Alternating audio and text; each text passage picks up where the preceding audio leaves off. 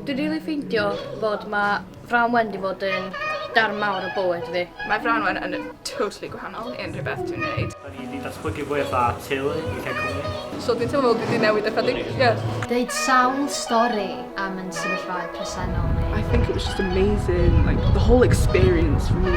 A have fun, maen nhw'n a pawb yn Fran Wen. Mae gweld y datblygiad. Open up a new world that is your home. Dwi'n obsessed efo gwaith nhw wedi creu. O'n i'n teimlo fatha, o'n i yn y ddrama. Realisio bod jaw fi fel ar y llawr. Da ni fynd i cofio y diwrnod yma am byth. Ni ydy'r llais y dyfodol.